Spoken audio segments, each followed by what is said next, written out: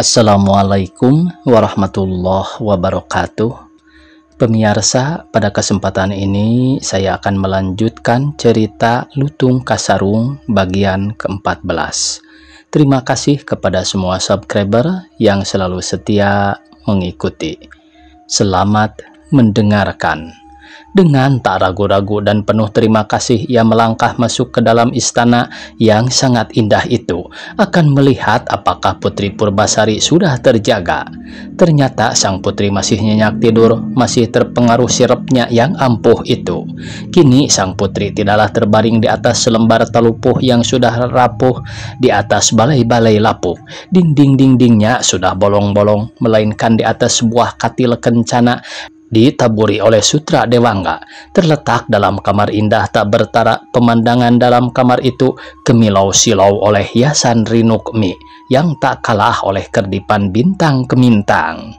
Perlahan-lahan berjalanlah Guru Minda mendekati tempat Purbasari tidur. Sambil berdiri di sisi tempat tidur yang indah itu, Guru Minda memandang kepada sang putri yang terbujur nyenyak tengah tidur. Napasnya tetap serta teratur, nampaknya agak aneh sebab di atas tempat tidur yang amat indah itu tergolek putri yang kulitnya hitam legam dengan pakaiannya sudah tua dan sobek-sobek penuh tambalan.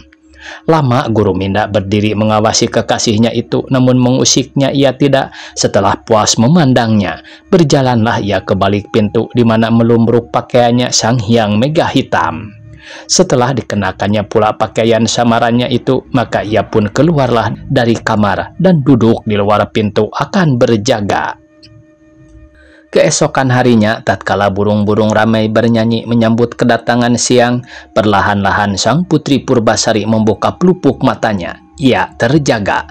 Alangkah nyenyaknya ia tidur semalaman. Tetapi alangkah kagetnya ia tatkala membuka pelupuk mata dan melihat keadaan sekelilingnya. Alangkah beda, alangkah lain, alangkah berubah segalanya. Alangkah lain keadaan sebelum dan sesudah tidur di sekitarnya. Silau matanya oleh segala perhiasan yang kemilau, terasa halus punggungnya terbaring di atas ranjang yang empuk lembut. Berkembang hidungnya oleh wangi-wangian yang terhirup saat bernapas. Mimpikah ia? Segera ia pejamkan pula matanya kalau benar-benar ia masih dalam alam tidur. Kalau yang dilihatnya sejurus barusan adalah bayangan dalam alam mimpi, tentulah akan lenyap bila ia membuka mata pula. Namun tatkala ia kemudian membuka mata lagi, kembali matanya silau oleh perhiasan rinukmi. Ia bukan tergolek di atas sebuah balai-balai tua yang beralaskan selembar talupuh sudah rapuh, melainkan di atas sebuah katil yang empuk kasurnya dan dialasi oleh kain-kain indah dan bertirai sutra-sutra dewangga.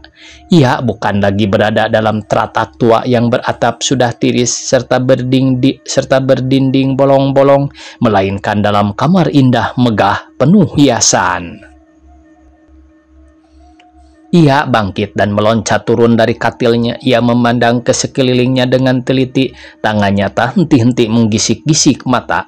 Kalau-kalau apa yang dilihatnya itu hanyalah bayangan palsu belaka. Namun setiap ia membuka mata pula, apa yang dilihatnya masih tetap juga. Dipasangnya telinganya baik-baik kalau ada suara yang terdengar, namun sirap, sepi, lengang, kecuali bunyi burung-burung yang lagi bernyanyi di atas dahan-dahan kayu. Seperti biasanya kalau ia bangun pagi, apa yang didengarnya adalah suara-suara yang biasa dia dengar di hutan. Suara kesibukan istana tak ada terdengar. Beberapa saat ia merasa bingung, teringatlah ia akan setan siluman yang mungkin datang selama ia tidur semalam. Karena ingatan itu timbullah takutnya ia mau berteriak, tetapi memanggil siapa, tak seorang pun yang berada di sana. Setelah berlari ia menubruk pintu, lalu daun pintunya ia tarik dan bentangkan dengan keras, maka nampaklah Lutung yang kemarin sedang duduk mengantuk di dekat pintu. Bukankah Lutung itu Lutung yang kemarin? Tanya Purbasari dalam hatinya sendiri. Ia kemarin duduk menjaga di pintu, sekarang pun masih duduk di dekat pintu. Meskipun pintunya sudah bertukar menjadi pintu yang indah penuh ukiran. Ia memandang terpukau kepada lutung itu, tak berani ia menegur, tak pula ia berkata. Matanya memancarkan pandang bertanya, mengutarakan kebingungan dan kekagetannya. Lutung Kasarung tatkala mendengar suara pintu terjeblak, membukakan matanya lalu memandang ramah dan penuh hormat kepada Prabu Purbasari. Seolah-olah tak suatu keajaiban pun terjadi di depan matanya. "Selamat pagi, Gusti Jungjungan Patik," ia menegur. "Utun," ujar Purbasari dengan suara perlahan, "di manakah kita sekarang berada gerangan?" "Ampun, Gusti, sekarang kita berada di dalam istana Gusti sendiri." "Istanaku? Di mana pula aku punya istana?" tanya Purbasari terkejut sekali. "Tetapi sesungguhnya inilah istana Gusti." Mana mungkin? Istana ayahanda di Pasir Batang anu girang tidak seperti ini." Purbasari tetap tak mau percaya. "Ini memang bukan istana Pasir Batang anu girang. Ini adalah istana Gusti sendiri." "Jangan kau main-main, Utun. Tidakkah kau kasihan kepadaku? Mengapa kau sampai hati membohongi daku?" "Tetapi hamba tidak berbohong, Gusti. Istana ini sebenarnya istana Gusti."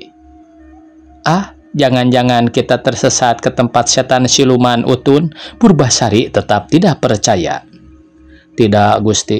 Kita sama sekali tidak tersesat ke tempat setan siluman. Kita masih tetap di Gunung Cupu Mandala Ayu." "Di mana pula di Gunung Cupu Mandala Ayu ada istana seindah ini?" "Sesungguhnya istana ini berada di Gunung Cupu Mandala Ayu, di tempat Gusti selama ini bertapa." "Habis dari mana istana ini datangnya?" "Inilah hadiah dari Sang Rumuhun." "Hadiah dari Sang Rumuhun?" "Ya, hadiah dari Sang Rumuhun, Gusti." "Kepada siapakah Sang Rumuhun memberikan hadiah istana seindah serta semegah ini, Utun?" "Istana ini hadiah dari Sang Rumuhun buat orang yang sabar menderita, Gusti." "Siapakah orang yang sabar menderita, Utun?" tanya Purbasari. "Sungguh beruntung ia mendapat istana sebesar ini." "Sang Rumuhun adalah yang maha kuasa, dan yang maha kuasa adalah pula yang maha tahu. Maka ia pun mengetahui pula siapakah orang yang patut mendapat hadiah." "Iya, tapi siapakah orangnya gerangan?" tanya Purbasari penasaran. Memang tak ada manusia rendah hati yang sudi menyebut dirinya sabar. Adapun orang yang sabar menderita adalah orang yang sadrah menerima, orang yang pasrah, orang yang mau berprihatin. Jangan kau panjang-panjang bicara, Utun. Sesungguhnya siapakah yang mendapat anugerah istana ini?" "Adapun orang yang mendapat anugerah itu dengan sesungguhnya adalah putri bungsu Sang Prabu Tapa Agung, putri cantik jelita yang bernama Nyimas Purbasari Ayuwangi." "Utun, sekejam itu engkau? Tega benar engkau mempermainkan daku yang malang ini?" teriak Purbasari tak percaya dan berduka karena merasa dirinya dipermainkan Lutung Kasarung. "Sampai hati benarkah kau mempermainkan kami?" "Ampun, Gusti. Mana pula hamba sampai hati mempermainkan Gusti junjungan hamba."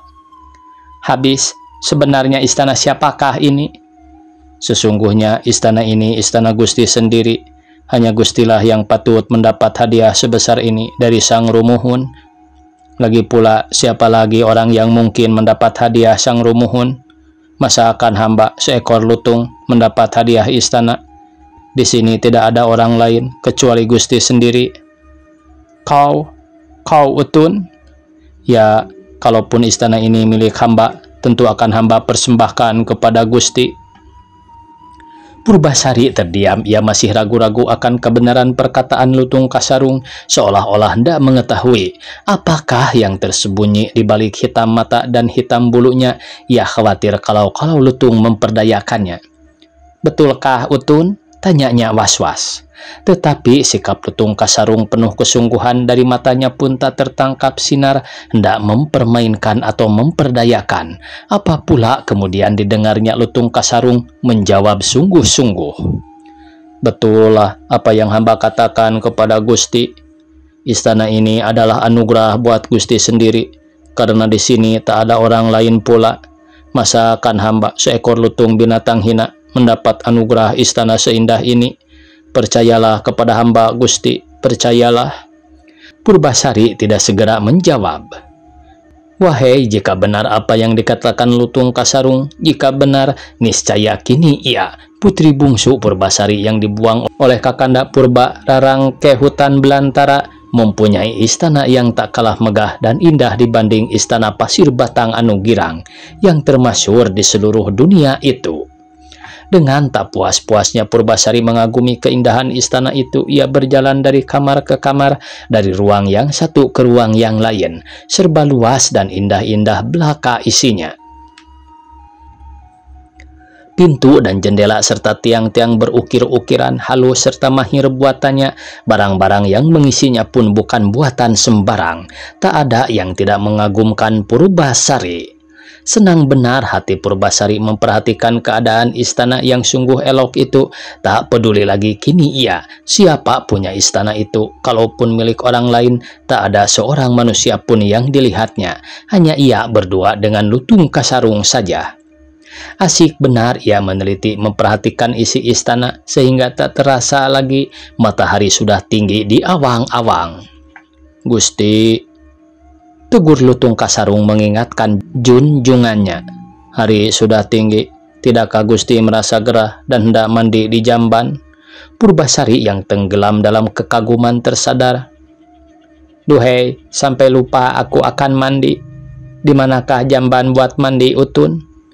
Di luar, di tempat pancuran yang lama. Baiklah, aku mandi dahulu, Utun. Tinggallah kau di sini menjaga rumah. Kalau aku selesai, barulah kau mandi. Tak biasanya Lutung mandi, karena itu pergi sajalah Gusti, sahut Lutung Kasarung. Biarlah hamba yang menjaga rumah, hamba takkan mandi. Keluar dari pintu samping, tibalah Purbasari di pekarangan yang luas, penuh dengan pepohonan teratur rapi, menghijau asri. Jalan kecil yang diapit oleh pohon naungan yang rimbun membawanya ke taman yang penuh bunga-bungaan yang sedang berkembang. Aneka macam menyedapkan pandangan. Wangi bunga melati berbaur dengan harum mawar semerbak memenuhi udara. Kupu-kupu beterbangan kian kemari akan mengisap madu dari bunga-bungaan. Riang lincah mereka terbang seakan-akan gembira benar melihat putri hendak mandi ke jamban. Burung-burung berteduh di dahan-dahan pohon yang tumbuh di pinggir taman mengelilinginya. Mereka bernyanyi dengan merdu laksana menyanyikan lagu akan mengiringi sang putri yang hendak mandi. Di antara pohon-pohon bunga itu, banyak jalanan kecil yang dialasi dengan kerikil dan batu curi menuju ke suatu bangunan yang dindingnya berpintu sangat indah, berukirkan 2 ekor naga yang menjulurkan lidah. Dari lidah naga itu memancur air sebesar kelingking, lurus seolah hendak menyembur langit dan nun jauh di sebuah kolam yang airnya bening gemericik kemilau. Dalam kolam itu ada pula air mancur yang mekar mengembang ke angkasa dan airnya muncrat ke sekitarnya seperti tirai tipis yang sangat indah. Dan karena tertimpa sinar matahari, nampak warna pelangi. Melihat keindahan jamban itu, ragu-ragulah hati Purbasari, namun karena gerah tak tertahan lagi, dan lantaran melihat air yang bening serta nampak sejuk menyegarkan jika menyimbah tubuh, maka turunlah ia ke jamban akan mandi. Mula-mula dia buka pakaiannya yang hanya selembar sudah penuh tambalan itu, lalu dengan hati-hati ditaruhnya di pinggir kolam. Mula-mula di pinggir saja ia mandi, namun melihat ikan-ikan aneka warna yang berenang ke tengah-tengah kolam, maka ia pun hendak mencoba menangkap ikan-ikan itu. Air yang sejuk menyegarkan tubuhnya, maka dengan tulus hati dipanjatkannya syukur yang tak terhingga besarnya kepada Sang Rumuhun yang telah melimpahkan karunia yang tak ternilai besarnya. Setelah puas berenang-renang dalam kolam, maka ia pun naik ke darat lalu menuju pancuran yang terletak di sudut barat. Terlindung oleh sebatang pohon besar, dipetiknya segenggam daun asam akan penggosok tubuhnya. Konon air pancuran itu telah berbaur dengan air mata Sunan Ambu yang mengalir tatkala menyaksikan kesengsaraan dan penderitaan Purbasari. Maka ketika Purbasari mandi dengan air pancuran itu dan menggosoki seluruh tubuhnya dengan daun asam, kembalilah warna kulitnya yang asal, langsat kehijau-hijauan. Kelar nahun yang dahulu dibalurkan Purbalarang di seluruh tubuhnya lenyap semua, tiada lagi yang tinggal. Yang kini nampak kulit indah seorang putri yang cantik molek bercahaya memancarkan kejelitaannya.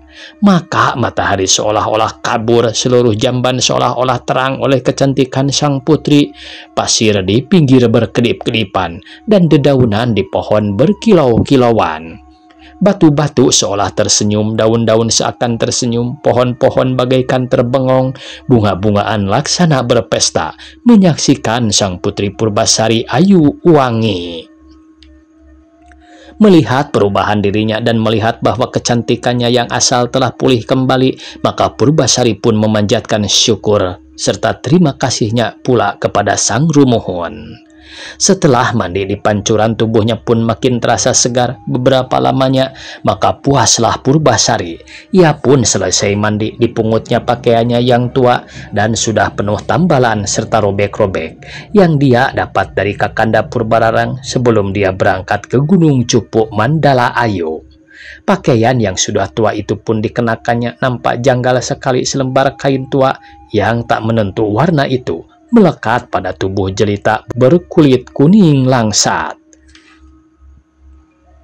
Maka keluarlah Purbasari dari jamban, berjalan di atas jalan kecil yang penuh dihiasi kerikil dan batu curi di antara taman bunga yang sedang bermekaran. Lenggangnya menarik kupu-kupu yang sedang mengisap bunga, dan suara langkahnya menarik hati burung-burung yang lagi asyik bernyanyi-nyanyi di atas pohon. Alam seolah-olah menundukkan diri karena ajrih memandang kecantikan sang putri Purbasari ayu wangi. Sehabis menempuh taman, maka sampailah ia di pintu istana lalu masuk. Berjalan pula ia di dalam istana, akan masuk ke dalam kamarnya yang luas dan indah. Di dekat pintu kamarnya, Lutung Kasarung sudah menunggu. Waktu Lutung Kasarung melihat betapa cantiknya putri yang tadi sebelum mandi hitam legam, kurus tak terurus, terkesiaplah darahnya. Alangkah jelita, alangkah molek, darahnya memancar-mancar ke kepala, tangannya gemetar, dan dekupan jantungnya makin gencar. Nafsunya menyala membakar, menghanguskan segala, memancar pada pandangan matanya yang liar. Melihat sinar yang liar memancar dari mata Lutung Kasarung, Purbasari terkesiap ketakutan. Ia mundur beberapa tindak, dan dari wajahnya terpancar kecemasan yang amat sangat. Tatkala melihat perubahan wajah Purbasari dan melihat betapa kecemasan hatinya terbayang, tersadarlah Lutung Kasarung. Bagaimanapun ia adalah seekor lutung belaka, seekor binatang hina buruk rupa, sedangkan sang putri, betapapun sayangnya kepada lutung, niscaya berbeda dengan sayangnya kepada seorang kekasih. Maka ia pun teringat pulalah akan pesan ibunda Sunan Ambu yang menitahkan agar ia jangan terburu nafsu, jangan dulu memperlihatkan dirinya yang sesungguhnya. Masih belum lagi tiba saatnya ia masih harus terus selalu nampak dalam bentuk lutung di Buana Panca Tengah. Karena ingatan itu, maka ia menguasai dirinya kembali, ditekurkan kepalanya, dihindarkan matanya dari wajah sang putri. Dengan penuh sesal dan malu ia menjatuhkan pandangan matanya ke lantai. "Gusti," katanya dengan suara masih tergagap karena detakan jantung yang cepat, "di kamar Gusti telah tersedia pakaian." Kejadian itu berlaku amat cepat, hanya sekejap saja. Purbasari masih belum bisa melenyapkan kecemasan serta kengeriannya. Masih berdebaran dadanya dengan amat cepat, sendi-sendinya belum lagi kukuh, tulang-tulang gemetaran. Ia masih dipengaruhi sinar pandangan liar Lutung Kasarung tadi. Waktunya habis pemirsa. Dicukupkan sekian. Wassalamualaikum warahmatullahi wabarakatuh.